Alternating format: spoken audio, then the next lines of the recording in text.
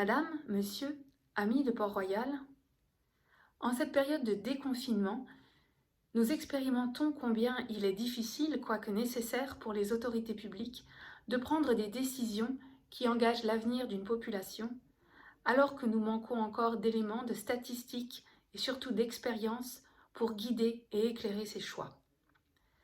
L'art du discernement est un art difficile.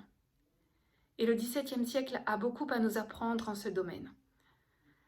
Si le discernement des esprits fait partie de la tradition monastique depuis les premiers temps de l'Église, l'époque moderne, à partir du XVIe siècle, ouvre cette pratique aux chrétiens laïcs vivant dans le monde.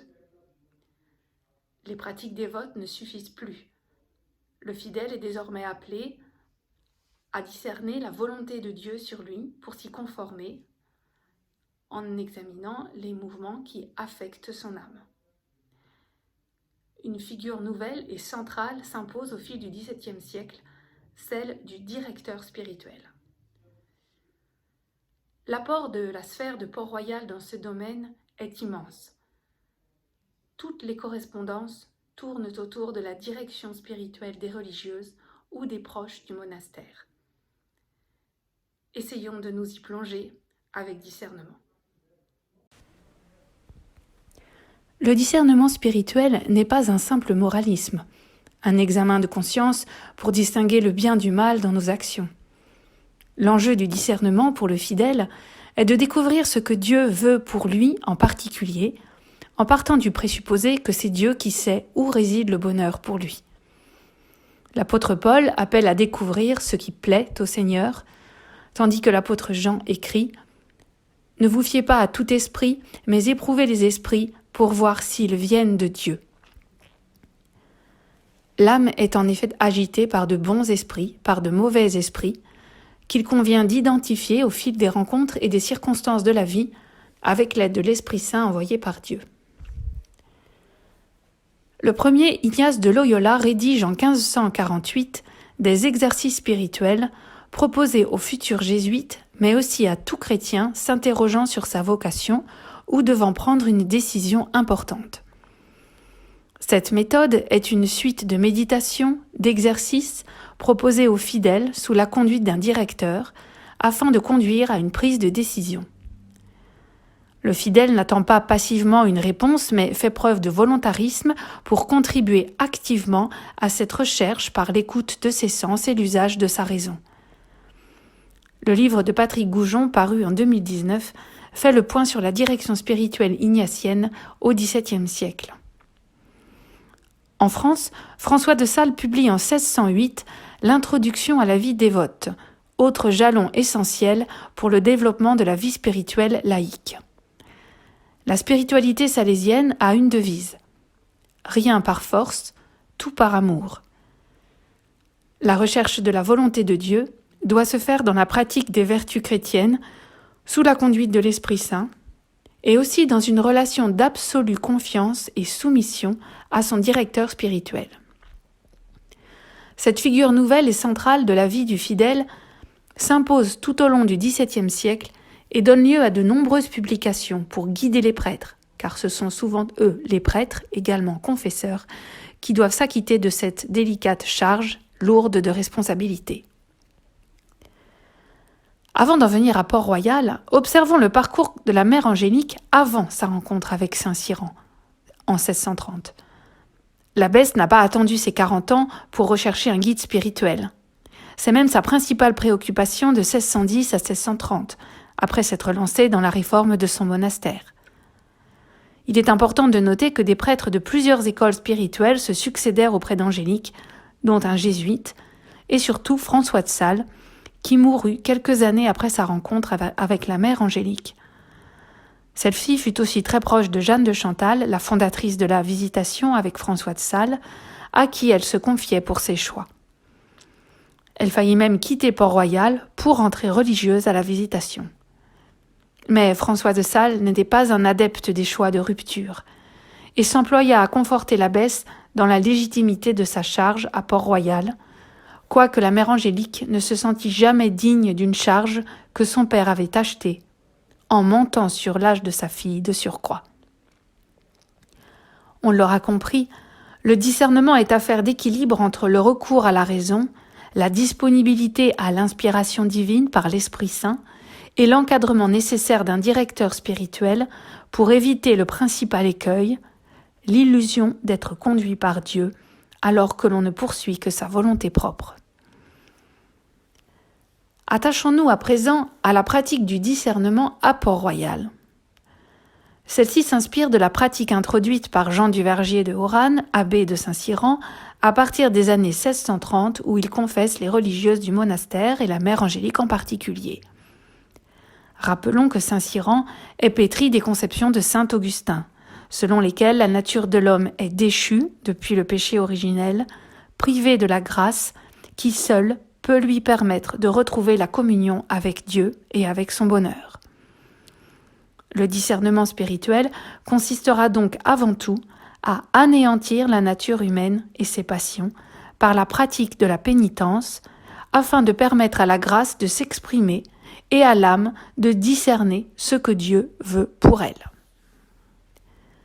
Moins soucieux de théorie que de pratique, le directeur qu'était Saint-Cyran était préoccupé du salut des âmes de ses dirigés, et donc plus enclin à réfléchir aux modalités pratiques de sa spiritualité qu'à théoriser sa pensée. Cette préoccupation, jointe à son goût pour l'analyse psychologique, le porta à proposer à ceux qui venaient à lui ce que Jean Orcibal considère comme la véritable spécificité de Saint-Cyran, le renouvellement. La technique du renouvellement, transmise par Saint-Cyran à Singlin, visait précisément à rendre l'âme accueillante à la grâce. Après avoir fait une confession de ses fautes, le pénitent demeurait un assez longtemps sans communier ni recevoir l'absolution de ses péchés. Ce délai était pour lui l'occasion de prendre conscience de la misère de l'homme, lorsque, conscient de ses fautes, il est privé de la grâce de Dieu. Et Singlin était persuadé qu'il n'y avait point, je cite, de supplice semblable à celui de cette effroyable solitude de Dieu et de toutes les créatures. Fin de citation. Marqué psychologiquement par cet état d'abandon et d'impuissance face à ses péchés, le pénitent recevait la grâce comme un vrai remède. Il était par la suite attentif à ne pas retomber dans le péché, ayant éprouvé la solitude de l'homme sans Dieu. Bien sûr, la grâce ne régnait pas sans partage dans le cœur de l'homme, mais du moins celui-ci faisait son possible pour collaborer au travail de la grâce en se disposant à la recevoir, car le renouvellement lui avait fait découvrir le néant du monde. Voici ce qu'écrit Saint-Cyran à Singlin, dont le propre frère commençait un renouvellement. Ce texte rappelle les recommandations que l'on retrouve quelques années plus tard dans une certaine pensée de Pascal. Qu'il se tienne en repos et en silence dans son enclos, sans songer à faire d'autres austérités. Ce n'est pas en cela que consiste son renouvellement. Il suffit qu'il prenne garde à ce que Dieu lui fait connaître en lui, pour le corriger par la prière faite sans contention et surtout par celle qui se fait en chantant, ne faisant rien qu'avec Dieu et en le consultant, et supportant tout ce qui lui arrivera de fâcheux comme des maux et des pénitences que Dieu lui envoie pour l'éprouver. C'est à quoi il doit prendre garde et à ne se point ennuyer sans rien faire de singulier. Il faut que telles actions et occupations lui tiennent lieu de parole et qu'il ne mesure que par là, et non par ce qu'il écrit dans ses lettres, le renouvellement que l'Esprit de Dieu veut faire en lui, ce qui le devrait tenir dans une joie perpétuelle. Prier sans aucun effort à maintes reprises, solitude dans la maison, peu d'entretien avec les hommes de dehors, hors le nécessaire, retranchement de toutes occupations inutiles, patience envers tous et attente de Dieu, le regardant dans le silence du cœur afin qu'il achève ce qu'il a commencé lui-même lorsqu'il lui plaira et par les moyens qu'il lui plaira. Lecture de l'Évangile, qu'il trouve effrayante partout, d'un demi-chapitre seulement. Voilà tout ce que je lui ordonne. Je ne voudrais pas qu'il s'amusât à écrire des lettres, s'il n'a des difficultés particulières. La douceur envers ceux de la maison, sans affaiblir le peu de discipline qu'il y a, sera un des grands témoignages de l'opération de la grâce en lui. On est loin ici de la méthode très encadrée et rythmée des exercices spirituels. le dévot doit demeurer en repos, en lisant seulement les offices ou l'évangile du jour, sans autre lecture spirituelle, dans le quotidien le plus banal.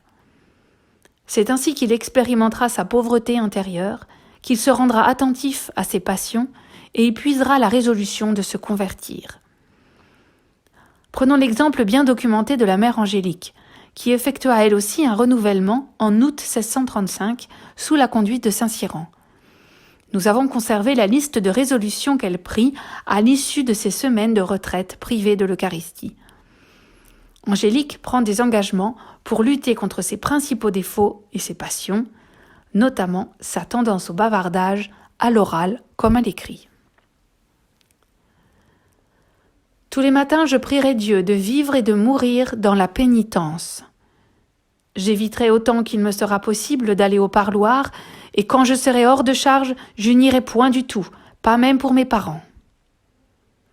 Quand je serai hors de charge, je tâcherai d'être en solitude toute ma vie. J'essaierai de vivre dans la plus grande pauvreté qu'il me sera possible, ne prenant que ce qui me sera précisément nécessaire et du pire.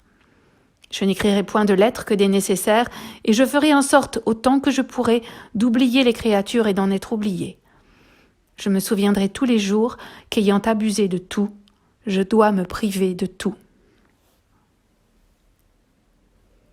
La première résolution d'Angélique est de vivre dans la pénitence.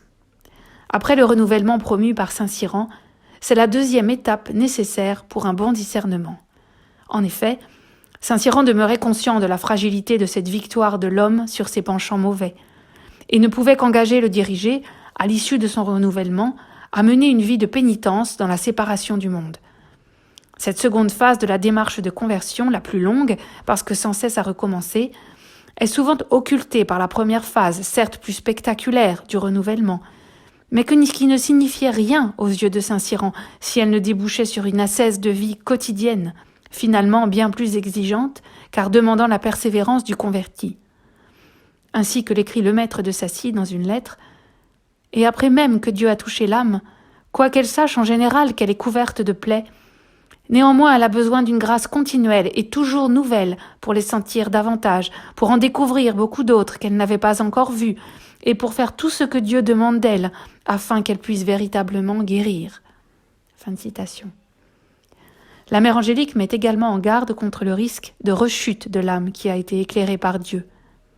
Ainsi que le répète la mère abbesse tout au long de sa correspondance, il ne faut pas s'imaginer, je cite, qu'il soit possible de se sauver par une autre voie que celle de la pénitence. C'est sans doute là que réside l'héritage saint-cyranien à Port-Royal. Une ascèse de vie rigoureuse, moins focalisée d'ailleurs sur les mortifications corporelles qu'on pourrait le croire, et refusant d'associer pénitence et tristesse de l'existence. Comme l'écrit la mère Agnès, je cite, « Ne vous laissez plus emporter à cette mauvaise tristesse qui approche plus du désespoir que de la pénitence. » La mère Agnès insiste souvent sur la paix et la joie qui doivent être les fruits de cette discipline de vie. Cet idéal de purification psychologique initié par le renouvellement peut être poursuivi aussi bien à l'ombre du cloître que dans le monde. Dans tous les cas, à Port-Royal, l'état de pénitent est le seul tenable pour attendre la mort, comme l'écrit M. de Sacy. Je cite, « La vie du chrétien, selon les saints-pères et le concile de Trente, doit être une pénitence continuelle. » Avec un ton bien plus angoissé, Singlin délivre le même message à longueur de lettres, et plus particulièrement à l'égard des personnes du monde.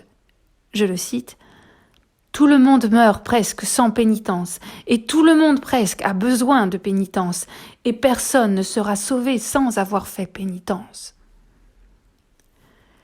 C'est dans cet esprit de pénitence qu'il faut donc replacer la notion et la pratique du discernement à Port-Royal.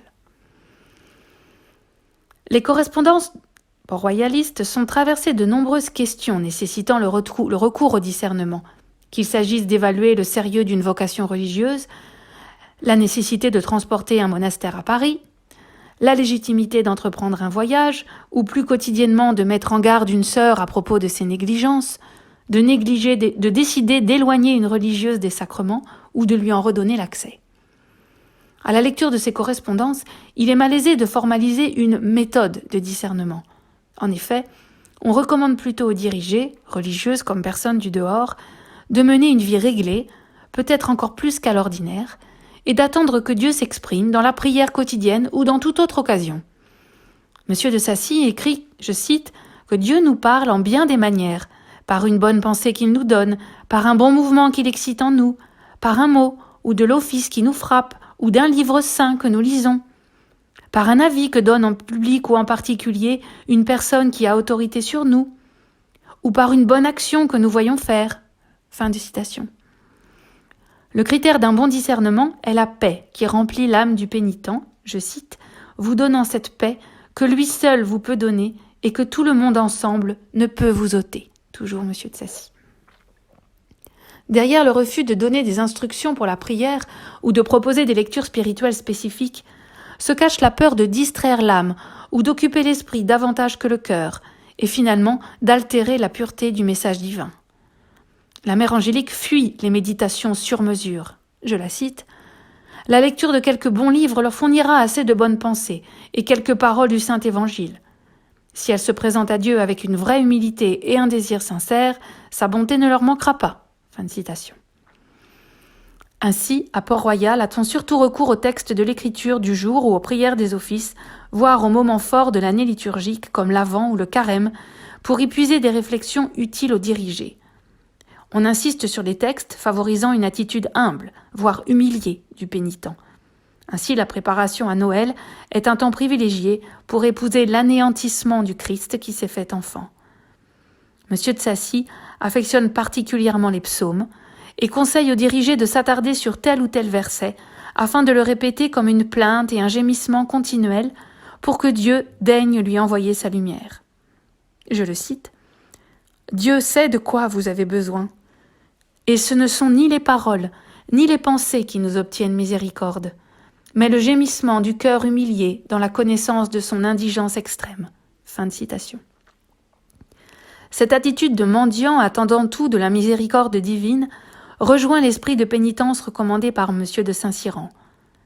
Singlin écrit à la mère Agnès, qui relevait de maladie et qui attendait impatiemment un signe de Dieu pour pouvoir reprendre son activité, je le cite, « Toute votre dévotion doit être dans cette dépendance de Dieu, sans rien désirer. Ruminez souvent ces paroles de David, « Subdito sesto domino et ora eum ». Cette prière est la préparation du cœur à l'état d'assujettissement, soumission et dépendance. Fin de citation. La mère Agnès, enfin, conseille à une future religieuse de Port-Royal de laisser s'exprimer la grâce. Je la cite. « Ce que vous devez donc faire, ma chère sœur, c'est de vous démettre de tout devant Dieu et de lui dire comme saint Paul, « Seigneur, que voulez-vous que je fasse ?» Après cette prière que vous ferez 3 fois le jour 1 mois durant, il y aura sujet d'espérer que Dieu vous fera connaître par le mouvement qu'il donnera à votre cœur ce qu'il demande de vous. » Fin de citation. Dans l'oraison, le discernement passe donc par une certaine passivité du dirigé, qui doit s'efforcer de faire le moins possible obstacle à la volonté de Dieu en adoptant une attitude humble et soumise. La mère Agnès écrit qu'il faut entrer dans les choses de Dieu si purement qu'on n'y contribue rien que le simple consentement et acquiescement à ce qu'il veut faire en nous, car c'est à lui d'opérer notre sanctification. Comme l'écrit Jean Orsibal, s'il avait fallu accuser la spiritualité saint-cyranienne d'hérétique sur ce point, il eût fallu parler plutôt de quiétisme que de jansénisme. Outre l'oraison, le discernement s'opère dans les occupations de la vie quotidienne, qui éprouvent le désir du pénitent. Ainsi, la mère Angélique conduisait-elle Madame de Saint-Ange, épouse de M. de Charron, baron de Saint-Ange, trésorier de l'extraordinaire des guerres, qui mourut en 1651. Elle émit le souhait d'entrer comme religieuse à Port-Royal, ce qu'elle obtint le 16 mars 1652. Durant les mois qui précédèrent son entrée au noviciat, la mère Angélique éprouva son désir en réfrénant ses penchants pour les mortifications corporelles, car elle était de santé délicate, et en lui faisant prendre conscience des exigences de la pauvreté, par des exercices spirituels et des mortifications bien concrètes. À quelques jours de Noël, elle lui demande, je cite, « de visiter tous les jours en esprit la sainte crèche, considérer les meubles et les accommodements de notre Seigneur Jésus-Christ et de sa Sainte Mère, et puis les vôtres, lui demandant la grâce de retrancher tous les jours quelque chose dont vous vous pourrez passer. » Fin de citation. Enfin, pour soutenir l'oraison et l'occupation des bonnes œuvres, comme on disait à Port-Royal, la retraite est indispensable au discernement, c'est-à-dire la séparation des autres créatures, non pas sous la forme radicale de l'isolement, mais par le respect du silence pour les religieuses et par la juste mesure des visites et des sorties pour les personnes vivant dans le monde. Là encore, il s'agit d'éviter la contagion du monde et le divertissement des conversations, afin d'être à l'écoute de Dieu. Singlin avait fort à faire sur le chapitre du silence auprès des religieuses de Port-Royal. La mère Angélique et la mère Agnès n'étaient d'ailleurs pas les plus exemplaires sur ce point, et Singlin écrivait à cette dernière, qui n'avait pas communié depuis plusieurs jours à cause de son alitement, je le cite, « Vous ferez très mal si vous souffrez davantage que ces 3 ou 4 personnes parlent alentour de votre lit. Cela n'est bon ni pour vous, ni pour elles. Vous devez vous tenir séparés autant que vous pourrez, et éviter de parler de Dieu aux autres.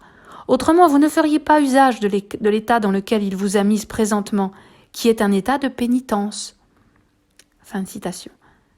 Ce passage de Singlin est intéressant à un autre titre. La maladie, omniprésente à Port-Royal, est un instrument dont Dieu se sert pour faire entrer le dirigé dans la pénitence et s'ajoute aux autres événements de la vie du dirigé que celui-ci n'a pas choisi et qui sont précisément les moyens d'expression de la volonté divine pour qui sait les interpréter. Les différents points que nous venons de développer au sujet du discernement sont déjà présents dans les recommandations de M. de Saint-Cyran à Madame de Guémené, qui voulait poursuivre une vie de conversion à l'issue de son renouvellement. Je le cite, « Tout cela comprend ces 4 paroles, séparation, occupation, oraison et mortification. » Fin de citation. À Port-Royal, le discernement n'est donc rien d'autre que la mise en œuvre de l'esprit de pénitence, cher à Saint-Cyran, de cette ascèse indispensable pour réfréner la cupidité, terme que les correspondants préfèrent à la concupiscence augustinienne, et pour déjouer les ruses de l'amour-propre, prompt à accommoder la volonté divine à ses propres visées. À une religieuse annonciate de Boulogne qui lui avait demandé son avis sur son désir d'entrer à Port-Royal, la mère Angélique avait exprimé son approbation. Mais quelle ne fut pas sa surprise et sa déception en lisant la réponse de la religieuse où celle-ci contestait l'utilité d'une nouvelle période de noviciat, à moins que ce ne fût dans un autre monastère, au Val-de-Grâce, par ailleurs fort distant de Port-Royal. La réponse de la mère Angélique fut cinglante. « Comment, ma très chère sœur, est-ce là le fruit de 16 ans de profession d'avoir de la peine à s'humilier ? J'admire encore cette belle pensée qui vous est venue, d'avoir écrit au Val-de-Grâce. Elles m'ont fort obligé de vous refuser. C'eût été un beau sujet à une religieuse de faire 80 lieues de pays à aller et revenir, et une dépense bien employée pour faire un noviciat en une autre maison que celle où on doit être reçu. Ma pauvre enfant, je vous supplie de considérer un peu devant Dieu ce qu'opère en vous la vanité. » Fin de citation. La mère Angélique est d'ailleurs la première à reconnaître qu'elle n'a sans doute pas accompli la volonté de Dieu lorsqu'elle a décidé de transporter son monastère à Paris en 1625. Je la cite, « J'ai bien reconnu depuis que je n'avais pas autant consulté Dieu que les hommes, et que mes secrètes inclinations m'avaient séduite et rendue indigne que Dieu me donnât la lumière dont j'avais besoin. » Fin de citation. En effet, si le discernement nécessite le silence, la retraite et l'oraison, il est nécessaire d'y adjoindre le conseil d'une tierce personne, le directeur, pour, je cite, « discerner l'illusion dans l'inspiration », comme disait Singlin. Ce dernier, en tant qu'héritier de Saint-Cyran introduit par lui à Port-Royal, demeure le directeur le plus connu du monastère. Mais Angélique Arnaud ou Monsieur le maître de Sacy ont également pris leur part de ce travail, souvent, et c'est sans doute une des grandes originalités de Port-Royal, en collaboration les uns avec les autres. Pour Saint-Cyran, le directeur est en cela différent du pasteur, que, je cite, « il a besoin d'une vocation particulière et séparée pour chaque personne, tandis que le pasteur n'a besoin que d'une seule mission. » Singlin est le premier à se souvenir de cette règle et à la rappeler aux personnes qui souhaitent venir grossir le nombre de ses dirigés. Je le cite, « S'il faut une vocation de Dieu particulière pour les moindres entreprises qui se font dans son Église, il en faut une bien plus particulière pour l'entreprise de la conduite d'une âme. » Fin de citation. À chaque âme également, ses règles de conduite. Comme le discernement ne revêt pas à Port-Royal de forme propre, en dehors de l'ascèse pénitentielle, ainsi la conduite des dirigés ne suit pas de règles spécifiques, ainsi que l'écrit la Mère Angélique. Je la cite. « Il faut que l'Esprit de Dieu l'enseigne, et les âmes sont si différentes qu'il se faut rendre tellement attentif à la grâce et à la voix de Dieu sur elles que les règles générales servent très peu. » Fin de citation. La principale tâche du directeur consiste à prier Dieu pour son dirigé afin qu'il lui inspire les bonnes observations. Je cite la Mère Angélique, « parce qu'il est avantageux que l'on parle à Dieu pour nous avant que de nous parler. » Singlin y voit également le centre de sa mission de directeur, au point de ne souhaiter faire plus que prier pour les autres, en fuyant les entretiens, toujours contaminés par le venin du monde. Parmi les religieuses de Port-Royal, plusieurs se font reprendre par la Mère Angélique, à cause de leur manque de sincérité à l'égard de leur directeur. Je la cite, « N'y ayant pas un plus pernicieux orgueil et une plus grande présomption que de se vouloir conduire soi-même, et c'est le faire que de ne pas découvrir avec une entière sincérité à ce que Dieu nous donne pour nous conduire tout ce qui se passe dans notre esprit. » Fin de citation. Chez une autre religieuse, Angélique stigmatise un attachement obstiné à son propre jugement, nonobstant tous les signes de soumission à son directeur. Je la cite, « Préférant votre jugement à celui de ceux dont Dieu veut que vous dépendiez, vous voulez conserver des désirs qu'ils improuvent, c'est-à-dire qu'ils réprouvent, sous prétexte que Dieu vous fait connaître sa volonté et qu'il la leur cache, ou qu'il lui résiste en ne vous accordant pas ce qu'il vous demande. » Fin de citation. Aussi interdit-elle à la religieuse, je cite, « de permettre à votre esprit ses discernements. » À l'inverse, l'abbesse s'irrite contre la supérieure d'une autre maison religieuse qui prenait régulièrement conseil auprès d'elle, au point de vouloir faire un portrait d'Angélique qu'elle tiendrait toujours avec elle. Angélique lui reproche d'être, je cite, « encore toute humaine, et dans la dévotion du temps, et non dans la grâce chrétienne. La dévotion du temps va à se canoniser soi-même. » Fin de citation. L'abbesse voit dans cet attachement excessif à son directeur un effet de l'amour-propre, et n'hésite pas à menacer la religieuse des pires châtiments si elle demeure dans cette vie, je cite, « lâche et tiède », ne vous imaginant pas qu'il soit possible de se sauver par une autre voie que celle de la pénitence, qui demande le retranchement et entière mortification de toutes nos inclinations vicieuses. Fin de citation. Antoine Singlin eut lui aussi à conduire des pénitents peu dociles, en particulier les personnes du dehors. Le monde est en effet le domaine sur lequel le prêtre porte le jugement le plus tranché et le plus intransigeant. Sa définition du monde est fort claire et négative. Le monde, ce sont les créatures et leurs passions, mues par la concupiscence et non par la charité. C'est le séjour des mortels où le temps fuit et meurt. Il est donc inutile et même dangereux de vivre dans le monde où tout s'oppose à Dieu. C'est pourquoi Singlin est sceptique à l'égard des conversions mondaines d'une princesse de Guémené ou d'une madame de Sablé, qui se partagent entre leurs visites à Port-Royal et leurs occupations mondaines. Pour Singlin, on ne peut concilier le cloître et le salon. Considérant que ces pénitentes ne prennent pas réellement les moyens d'avancer dans la vie spirituelle, Singlin, fort occupé par ailleurs, a souvent l'impression de perdre son temps et sa patience, comme il écrit à la Mère Angélique.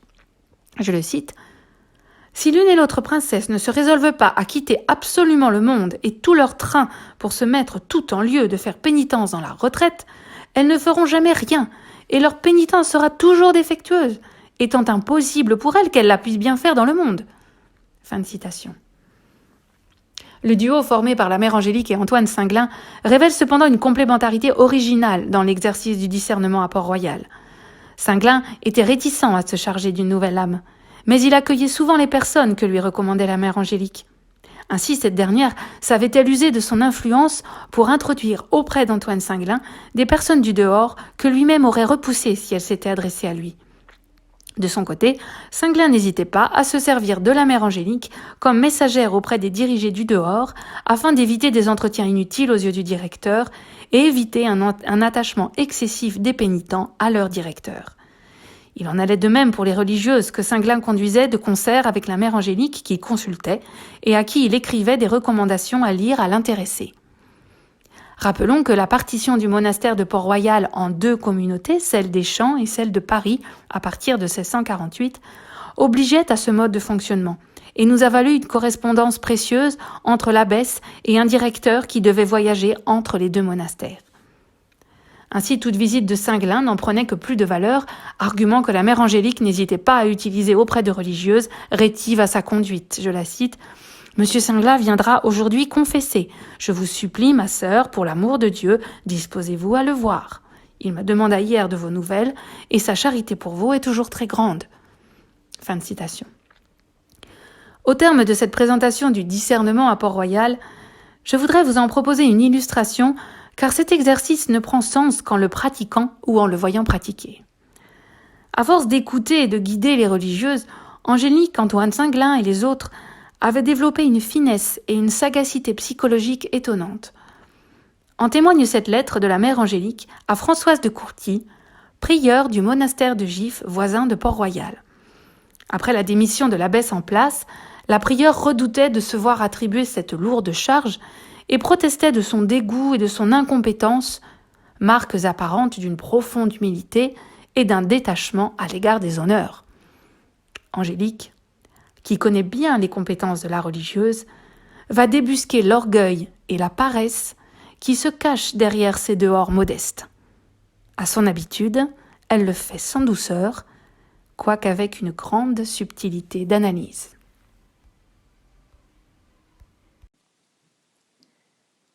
Ma très chère mère, peut-être ne pouviez-vous dire votre douleur à une personne qui l'a compris mieux que moi, puisque j'ai porté 19 ans cette croix avec tant d'impatience qu'elle m'a fait faire plusieurs fautes et m'en eût fait faire de plus grandes si Dieu, par sa miséricorde, n'en eût détourné les occasions. Et quand il m'a fait la grâce d'être soumise à ses ordres, il m'a donné en même temps les moyens d'accomplir ce que j'avais tant désiré. Vous avez un grand avantage, ma très chère mère, que je n'avais pas. C'est que vous entrez dans cette charge par une véritable et sainte vocation. Que craignez-vous? L'élèvement? Je vous puis assurer, ma chère mère, que vous y aurez plus d'occasion d'humiliation que de me rendre simple religieuse, et que si vous avez désir d'y mener une vie bien pénitente, comme je n'en doute point, vous en recevrez plus d'occasions étant abbesse en un jour, que vous n'avez fait jusqu'à cette heure pendant des mois.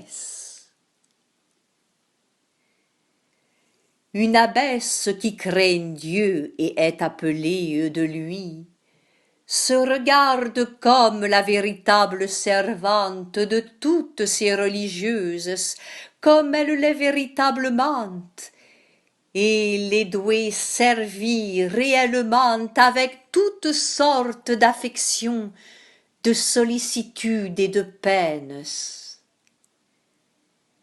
Et certes, ma chère mère, étant bien informée de cette vérité comme vous êtes, et dans la volonté de la suivre, je crains que votre peine excessive ne vienne d'un peu de paresse, et si je l'ose dire dans ma franchise, je crois que vous souffrez de bon cœur plutôt d'orgueil que d'humilité.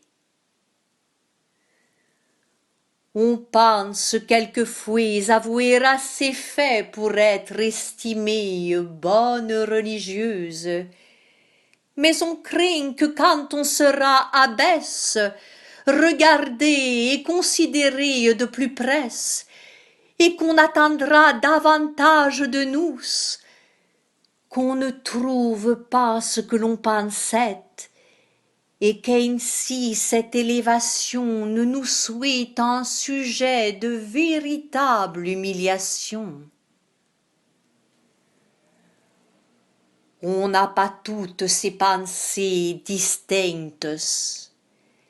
Elles seraient trop grossières, mais il s'élève une certaine peine confuse en l'esprit causée par l'amour-propre, qui, quoiqu'elle ne se fonde pas sur de si mauvais principes visibles, ne laisse pas de les avouer au fond, et puis la vue de toutes les faiblesses des personnes dont on sera chargé, dont les plus difficiles, ou opposées à notre humeur, ou que nous savons ne nous pas agréer, se présentent les premières, augmente le trouble, et tout cela se couvre de l'humilité et de la crainte de notre salut.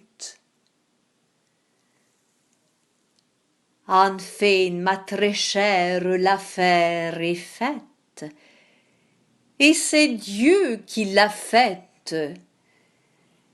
Vous savez que vous êtes obligé de vous y soumettre, et que vous offenseriez Dieu d'y résister.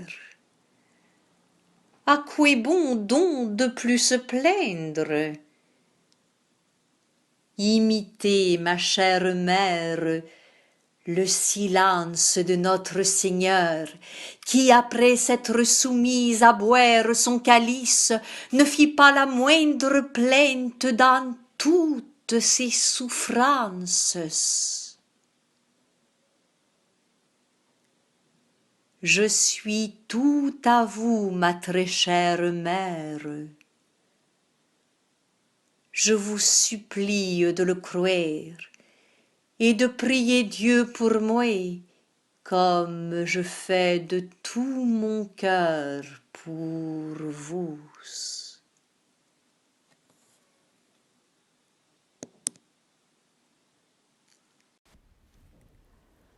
Reconnaissons que l'esprit de pénitence souffle sur les correspondances port-royalistes, y compris lorsqu'il s'agit de discerner la volonté de Dieu.